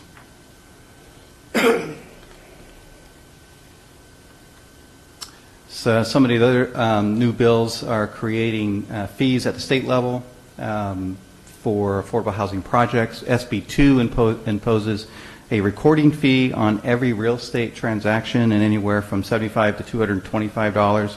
All the proceeds will go to HCD for them to distribute accordingly. The primary focus for this funding is to create more affordable housing, emergency shelters, transitional housing, and other housing needs like homelessness. And SB 3 will place a $4 billion bond on the November 18 general election, and that's to assist affordable housing developments as well as housing for veterans. What we think is coming in the next, what we think this means and what's coming in the future is that new housing developments, regardless of where it is in the city, is going to be a ministerial process. What that means is it won't be subject to CEQA, and it'll have to be approved primarily through the building process. So meaning someone could just bring in a set of plans and it'll go through the building process. There'll be limited ability for the city to work with a developer to get a project to where it could be, as we've been working with developments in the past. As Doug said earlier, it really reduces and potentially eliminates all local authority when it comes to new housing development. And as Doug indicated, we're going to expect more of this year. Right now, Senator Wiener has a proposed bill, SB 827. This is right now in front of the California Senate, and it will require that all areas within a half mile of a high-frequency transit stop, so you can think of the trolley stations that we have in the city, or with even a quarter mile of a bus stop, to allow affordable housing developments at a height of 45 or 85 feet. So that's anywhere between 4 and 8 stories, where the city will have no control over the height limit of a project. SB 827 will also waive any minimum parking requirements and any design requirements. And what we think is that, as Doug indicated, this really, again, just eliminates local control. It also eliminates citizen participation in the planning process, which has always been part of significant projects here in the city of El Cajon. Some of the other projects or other bills that are coming, there's going to be new bills being proposed that have to do with the housing element and the RHNA, the Regional Housing Needs Allocation, meaning there could be a higher accommodation requirement for low-income housing numbers. So we should expect more of that in the coming year. So regardless of what the state's recent and pending actions are going to be or expected to be, the City Council already knows that the city encourages and promotes development through its streamlined process. So City Council is very aware of the processes and the changes that have already taken place in the last few years. Furthermore, the City Council has taken the steps to create new housing development opportunities. Just two years ago, the City Council approved the upzoning of many residential properties to the upper tier of the general plan designation. I've already mentioned the adoption of the mixed-use overlay, and coming in the next couple of months is the transit district specific plan that's leveraging the main trolley station that also creates more opportunities for housing development. So we wanted to share this news with you, and as Doug indicated, we didn't want the City Council to be caught off guard when new developments, if and when new developments come our way. I would offer that when they do, we will let the City Council know as soon as we know, so that you're not surprised about any of those developments that are in the process. And staff is available to answer any questions. Thank you, Tony. Just in final summary, I do want to say that despite everything we just went through, I want to assure the City Council to the maximum legal extent, and I will say relationship extent, we will do everything we can at a staff level to still ensure that high-quality projects are built in this city. I'm optimistic somewhat that the majority, the strong majority of the development industry, certainly the majority of builders that we've dealt with in the past many years here in El Cajon, have a lot of pride of ownership, and they want to build high-quality projects. We actually have not had a lot of arguing with very many developers about quality. Some details here and there, yes. But I am optimistic that with the development community we have in this area, we still have the ability to get quality projects. But I think the biggest, the most obvious thing, you're going to have assumed that certain projects will come to the Planning Commission and the City Council for public hearing. We're no longer going to be able to send a lot of these projects to the Planning Commission and City Council. Under law, we will have to approve them at the staff level, and with very little discretion. So that is probably the biggest, most obvious thing that you're going to see. We will see how this rolls out. We will see how many within the development community choose to take advantage of it. They don't have to, but we'll see. I think we're all entering, throughout the state of California, a kind of unknown situation as far as the approval of new housing projects and how they're going to compare to what we've experienced over the past many decades. So thank you for your presentation, Tony. Mr. Mayor? Questions? Bob? Does this mean that somebody, that big vacant lot down on East Main Street that's probably several acres near El Cajon High School, somebody could come in there and with a set of plans and want to build 8-story multi-housing right there in that lot? That's correct. In fact, if you look here at the slide, we just put up this, we created a map under SB 35 and what is possible in El Cajon. So everything you see blue here, these are all multifamily zone properties. They're all properties that have the MU overlay zone, and it includes the 6-acre parcel on East Main Street, which is in a priority transit corridor. It's a bus route where someone could take advantage under SB 35. But the thing to remember again is it has to be affordable, so it's likely to be an affordable housing developer. They'll have multiple layers of financing, which isn't entirely easy to get, and they'll have to pay prevailing wages. Yeah. So how about some of the apartments that are already aged out, so to speak? Could they be torn down and put in a 4 or 5-story building in their place? Yeah, that's certainly possible. Yeah. Okay, thank you. More questions? Steve? Along that same lines, are these places in blue under SB 166 prohibited from doing market rate projects? Not all of them. So if you look in the downtown area, that was primarily the only area where these higher density properties are located. So if you're within one of the 4 overlay areas that we did last year, those are restricted now to non-market rate development? No, they're not. They are primarily, they're available for market rate. It's the properties that receive the MU overlay with the residential required, and there was just a few of those that are primarily in the downtown and I believe a couple on East Main Street. Now, I heard you talk about parking and less parking, so this has the potential for a lot more street parking. That's certainly correct. One of the bills we didn't mention have to do with accessory dwelling units. And the state has changed the law now to where cities can only require one parking space for an accessory dwelling unit, a granny flat.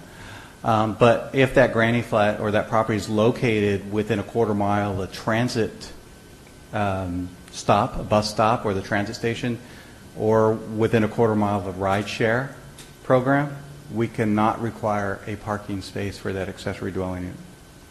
So that has implications for public safety as well, because that's sight lines on a street, somebody darting out from a car.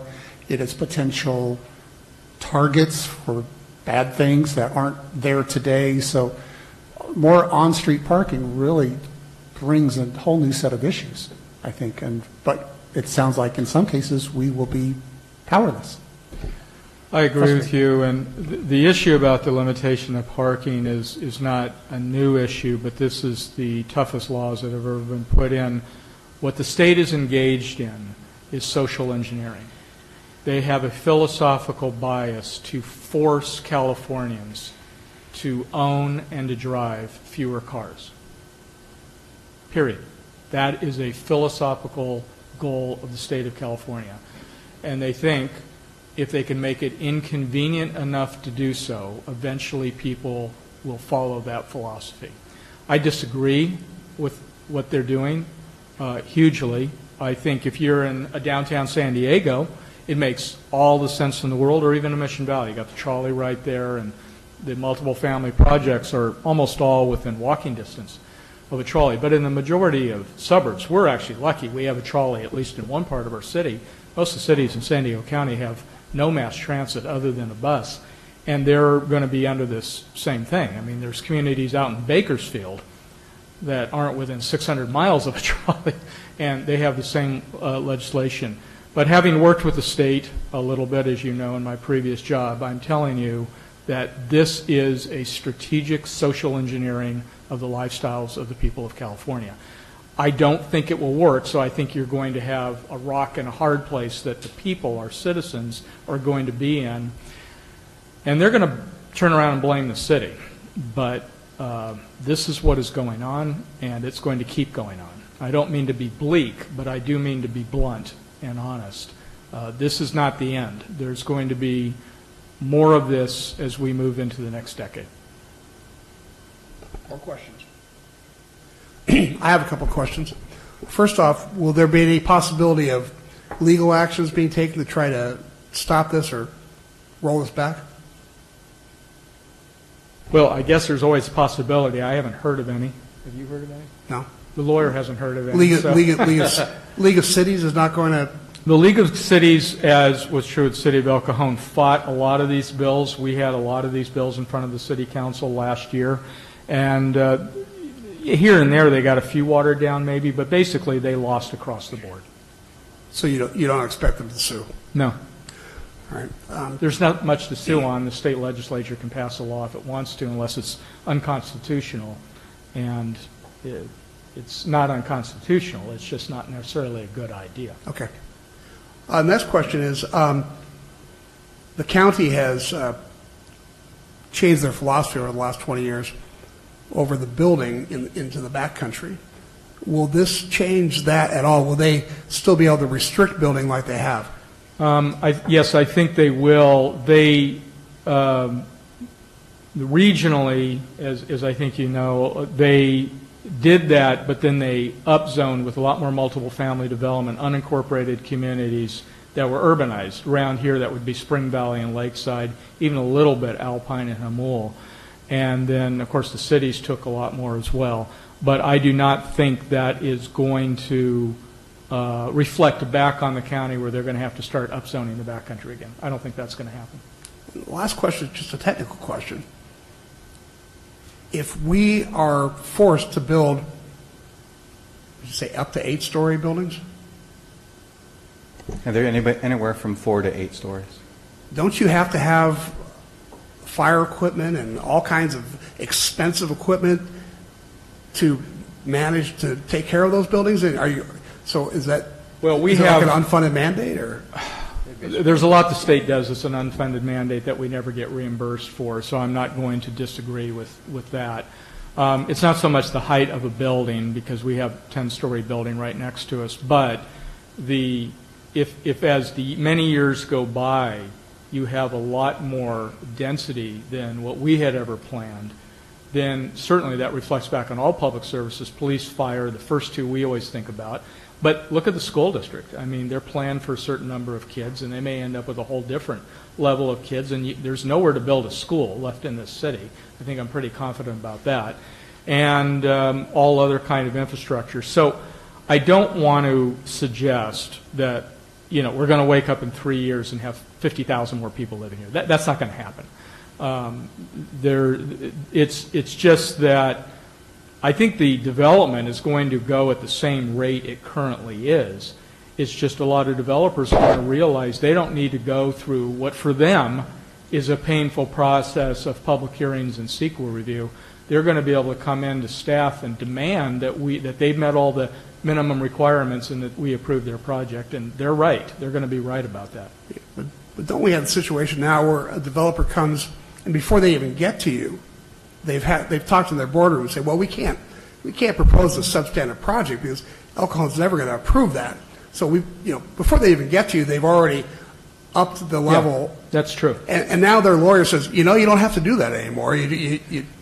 And one of the things that we're going to be looking into with Morgan's office, and one of the reasons the City Managers Association and the City Attorneys Association, actually in combination with Community Development Situation, next week is going to be discussing this regionally with the League of California Cities, is what is still a city's ability not to do discretion, which is opinion, but adopting ordinances that raise the minimum level, raise the floor of quality.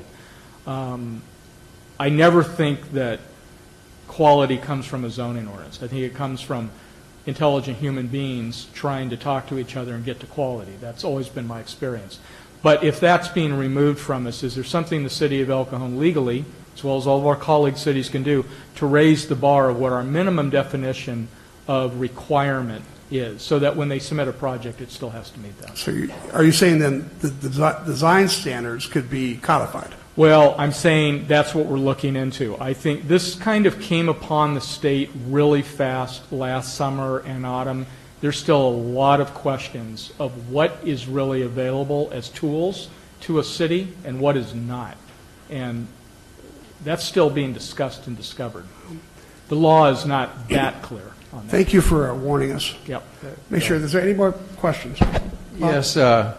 If somebody came in and wanted to build a market rate because they don't want to do the affordable housing, could they have the 4 to 8 stories also, or is that just for affordable housing? Well, there's opportunities for higher height limits, higher heights of buildings, like in the downtown, where under the MU overlay zone, you can go up to 45 feet, so it's about 4 stories. You can go higher with some backup and some special studies to show why you have to go higher.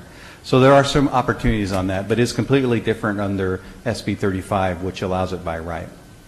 But how about for market rate type buildings that aren't affordable housing type? Can they still go to 8 stories or 4 to 8 stories, or do they? So there's certainly opportunities for that if the economies work for a market rate project, but the current zoning does not allow that at 45 feet. And they would have to adhere to the current zoning because it isn't an affordable. They would, but through the public hearing process and through the discretionary review, there are opportunities to go higher. I want to emphasize the kind of project you're talking about, Councilmember McClellan, are still kind of going through the traditional process of public hearings. So what the state is creating is a two-class system, if you will. Right. The projects that many cities want are going to be through the traditional process, which might take longer and so on, has the public input, has environmental review. Affordable projects. Now, this city's been very responsible. We've produced with our private partners affordable project after affordable project. They've been really good projects, like Cornerstone. But those projects, which are not always our goal all the time, are going to get benefits, easier things than what market rate projects. So the state is creating a two-class system here. Right. Exactly. By the way, the state came to Sandag and told us that their expectation is to build 180,000 houses a year. So. Well, I think they forgot to tell the development community and the banks, because there's no way they have the ability to do that. But the state does not understand how the marketplace works. All right. Well, we've spent a lot of time on this. Thank you for that sobering report. Okay. Angela, do we have any speaker cards on this? No cards, sir. Okay.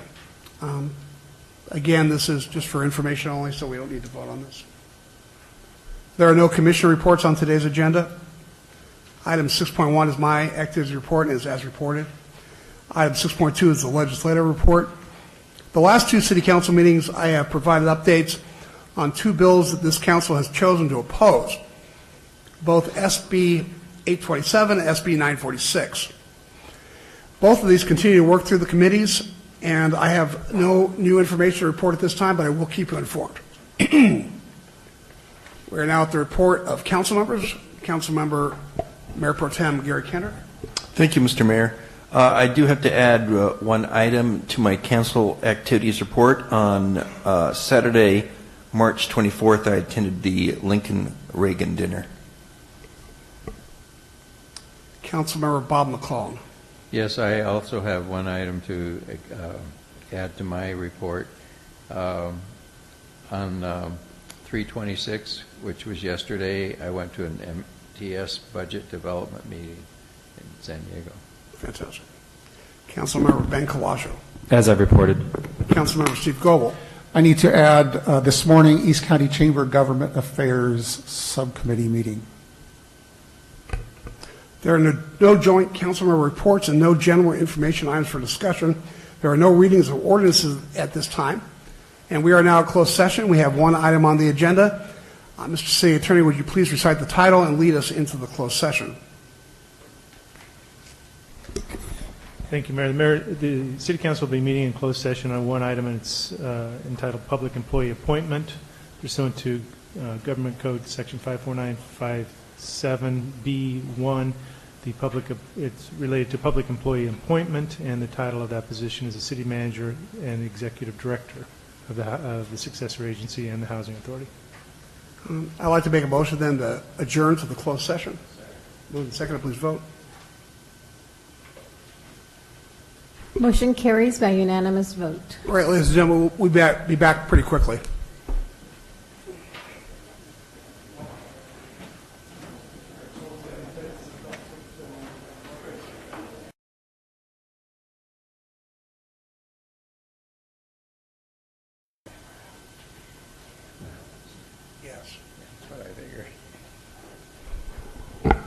All right, ladies and gentlemen, we're back. I'll ask the city attorney to report on the actions taken in the closed session. Thank you, Mayor. The City Council voted unanimously to conduct an interview of Assistant City Manager Graham Mitchell as a possibility of having him as our next city manager after the retirement of Mr. Williford. That interview will be taking place in closed session at the next council meeting.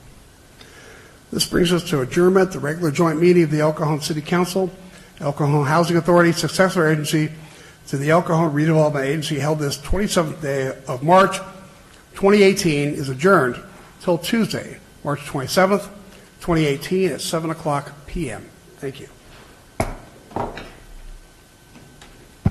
Hi, ladies and gentlemen. Welcome to the evening session of the City Council meeting.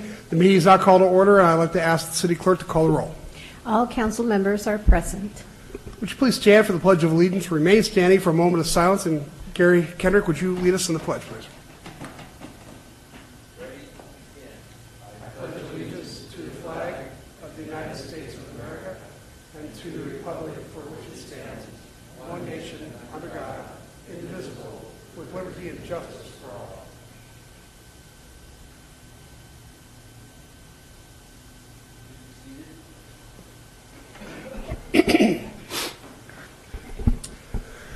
Okay, agenda changes. Staff, do you have any agenda changes? Council, any agenda changes? This brings us to public comment.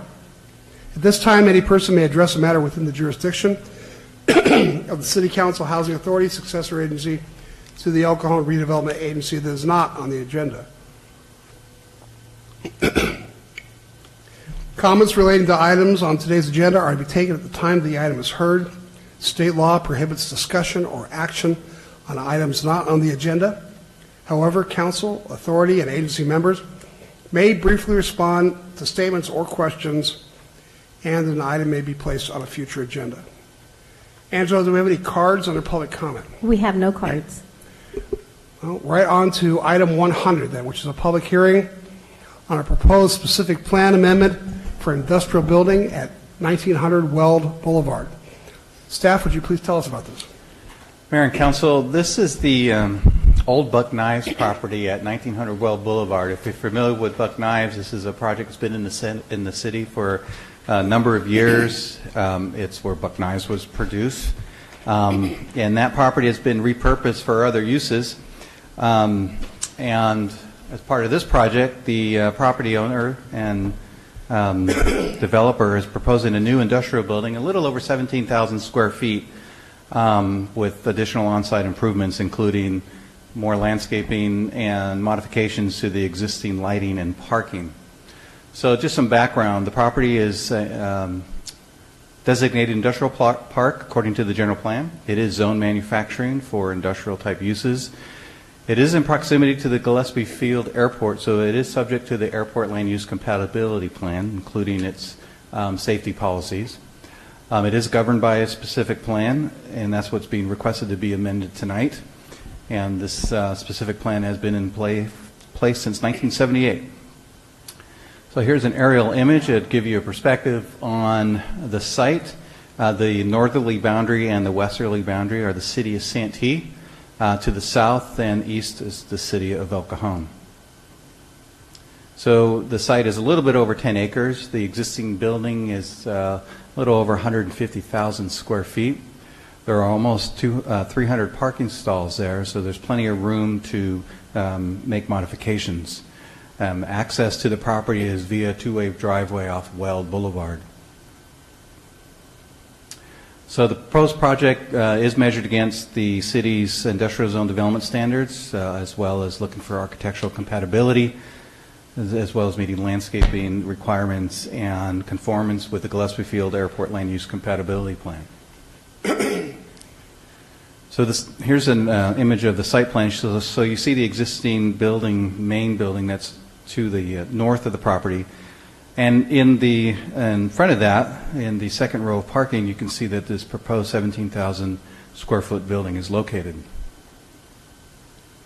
The elevations are in line with the existing development. And I should say the existing development is, although it's been there since 1978, there's been recent additions to it to modernize its appearance. So the proposed building replicates that and brings over some elements of that into this new building. And here's some more exterior elevation of the proposed building, showing the east and the north. And then here's the south and the west. So the Planning Commission recommended that the City Council approve this project, and so does staff, is in line with Planning Commission's recommendation. We're asking the City Council to approve the CEQA exemption as an infill project, and for the City Council to introduce the ordinance amendment to specific plan 246. And staff is available to answer any questions. Thank you, Tony. Council, any questions? Steve? Tony, I read in the report there were some concerns expressed by a couple of neighbors over noise. Specifically, they currently do some activity around 4 a.m. In order to get some trucks out by 6:30. Is the new proposed building, it looked like it had a couple of loading docks. Is there a risk of increased noise, increased truck activity?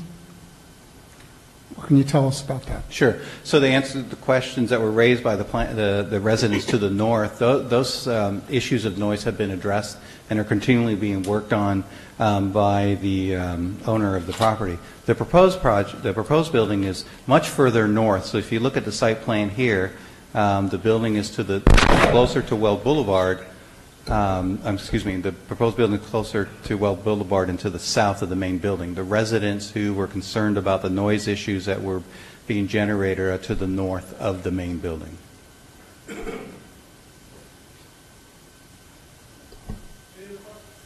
Any other questions? All right, Tony, thank you very much. Public hearing is now open. Angela, do we have any speaker cards on this item? We only have one, and it's Mr. Ken Smith. Hi, Mr. Smith. Welcome. Welcome.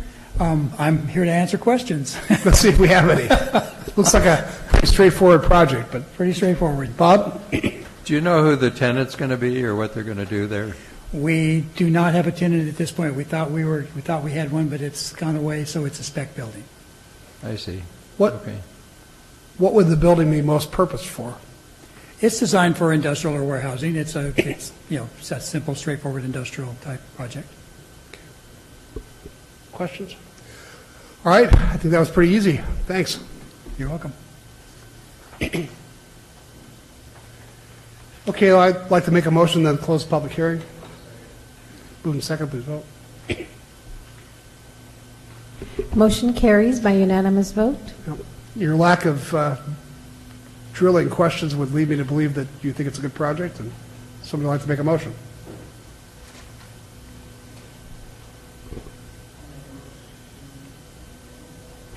I'll make a motion to adopt the next resolution order approving the proposed CEQA exemption, and also to move to introduce the next ordinance approving the amendment to specific plan 246. Moved and seconded, please vote. Motion carries by unanimous vote, and I will introduce the title. Please. An ordinance approving an amendment to specific plan number 246 for an industrial development located at the north side of Weld Boulevard between Gillespie Way and Windmill View in the N zone, APN 384-23204, general plan designation light industrial.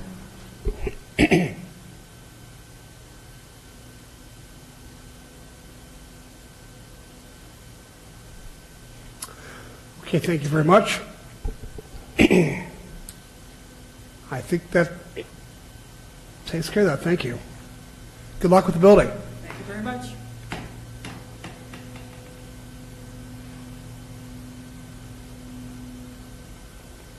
All right, item 101 is a public hearing on a proposed general plan amendment for a medical office building at 525 East Main Street.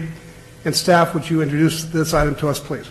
Mayor and Council, this is a proposed general plan amendment, zone reclassification, and site development plan permit for an expansion of the Family Health Center project. This is property over on East Main Street, the corner of Taft and East Main. Would just like to first say that Family Health Center took an older, dated building and made some great changes to it, made some nice physical improvements, exterior improvements, and are currently providing healthcare services to the community. This new commercial building is almost 3,000 square feet. It's to be to the rear of the building in an existing parking lot, and it's designed to be used for physical therapy, so the enhancement of their existing services that are being provided. More landscaping will be added as well to this project, as well, including additional lighting and parking. So a bit of facts about the site. The property is zoned has a general plan designation of high-density residential, but it has an unusual parking zone. So this is an old zone that the city's had for a number of years, has owned several properties were basically just parking lots, either for private or public use. This is a private use parking lot. The request includes a general plan amendment to GC or general commercial, and a zone reclassification to CG, which is consistent with the general plan designation.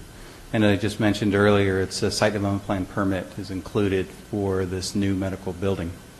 There's also in compliance with CEQA, a mitigated negative declaration and a mitigation monitoring reporting program associated with this project.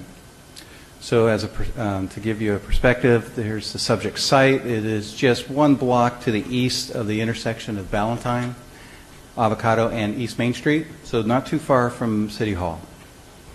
And the subject site is the parking lot, which is immediately to the south of the Family Healthcare Building.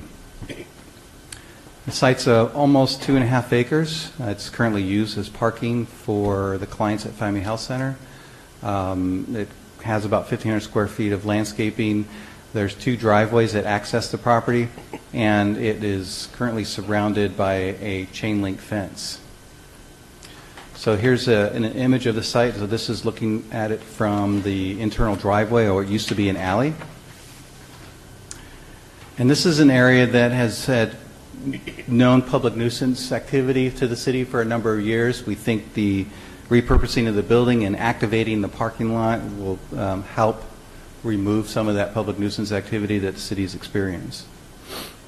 So here's a site plan that shows how the parking lot will be restriped and redesigned, with the building to the back of the parking lot, to as far away from Taft Avenue as it can be. And here's a color rendering to give you a perspective on how that will appear. Its simplified architectural approach is in line with the color and materials that were used to repurpose the exterior of the main building. It's simple, but it works well. And here are the other elevations showing the north and the south, the east and west. And so the Planning Commission is making a recommendation in line with staff's recommendation that the City Council approve the mitigated negative declaration and mitigation monitoring reporting program for this project, which includes a general plan amendment to change a general plan designation, a zone reclassification, in which the council will have to introduce an ordinance, and site development plan permit for the entitlement and future construction of the physical therapy building. And staff is available to answer any questions. Thank you, Tony. Council, any questions on this? Steve? I think I saw that the fencing is going to be changed from the security chain link fencing to some kind of wrought iron fencing. Can you describe that? Yes, there's a condition of approval that the existing chain link be replaced with at least a minimum 6-foot-high wrought iron fence that will complement the improved physical improvements that are being made with this new building. Any other questions? Bob?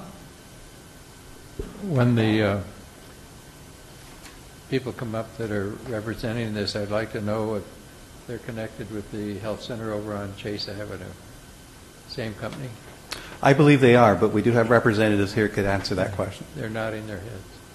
So it must be. Thank you. I see we're going to restripe the parking lot for parking spaces. What are the size of the new spaces?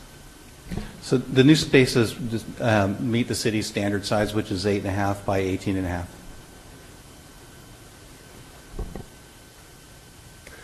All right.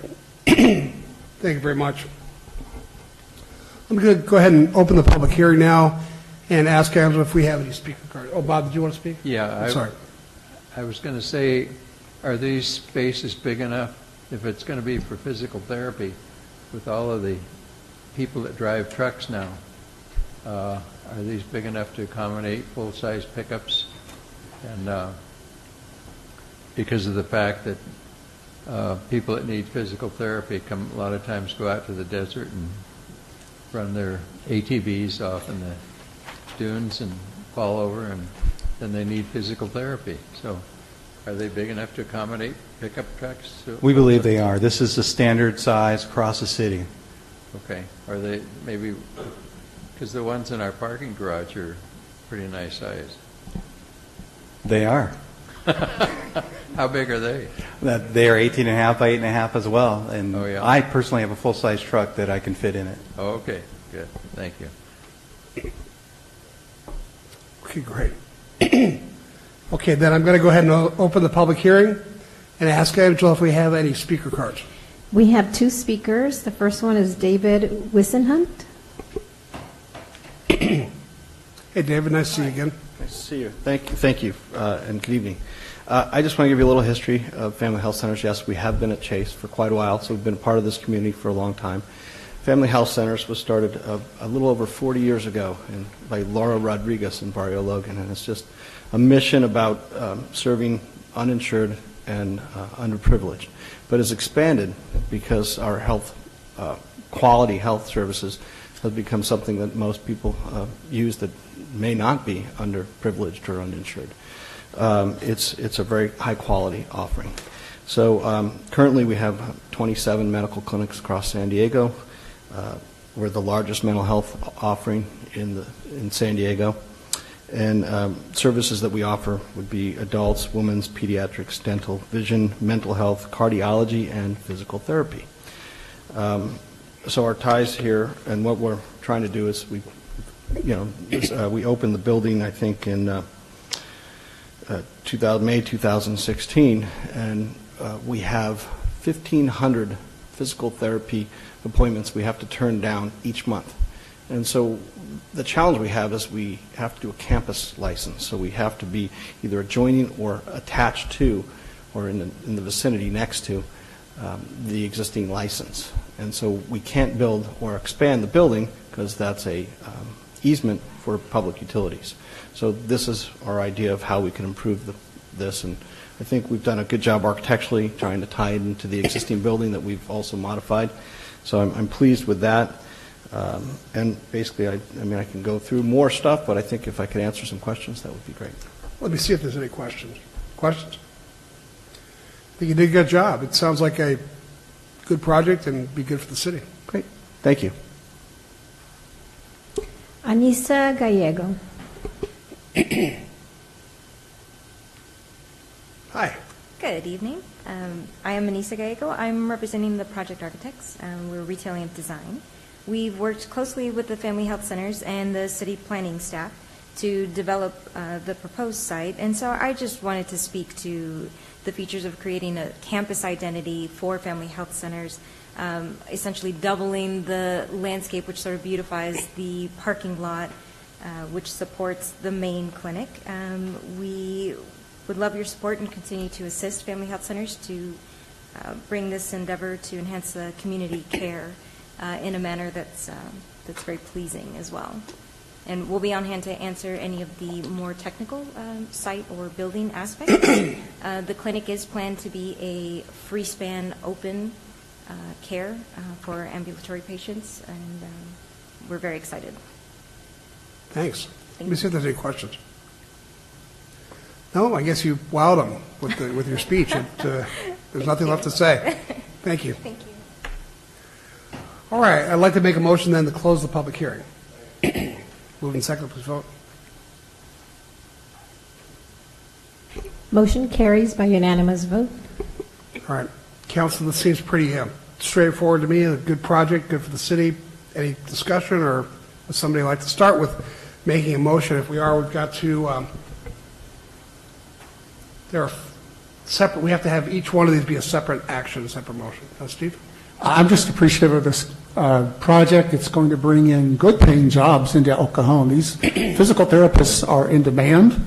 This is a great example of bringing great jobs into El Cajon. So thank you for choosing to pick this property and for investing in this city and bringing good jobs here.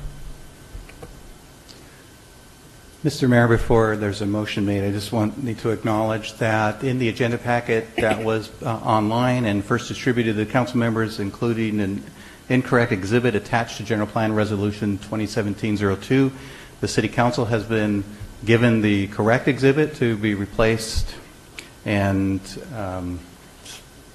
as you make your motion, I think you should make reference to the correct exhibit for General Plan Resolution 1702. Okay. All right, Council, would somebody like to make a motion? Ben, go ahead. I will move to adopt the next resolution in order adopting the mitigated negative declaration and mitigation monitoring and reporting program. Moving second, please vote.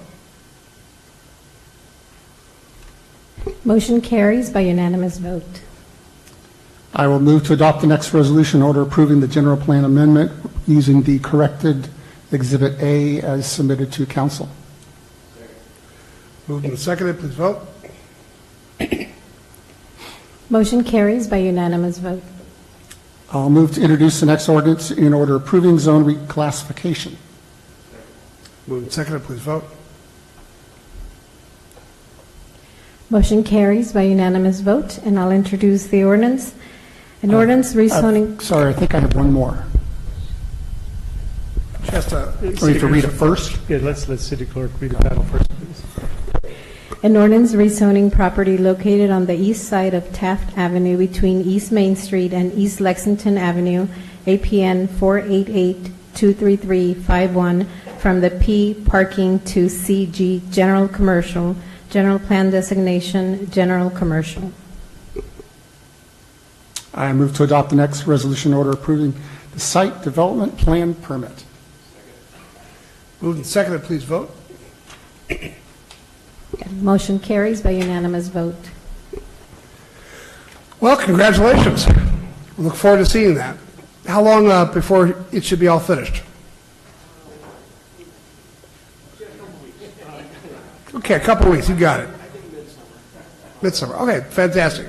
Look forward to seeing it. Thank you very much. All right, ladies and gentlemen, this brings us to an adjournment. The adjourned regular joint meeting of the El Cajon City Council, El Cajon Housing Authority, successor agency to the El Cajon Redevelopment Agency, held this 27th day of March 2018, is adjourned until Tuesday, April 10th, 2018, at 3 o'clock p.m. Thank you very much.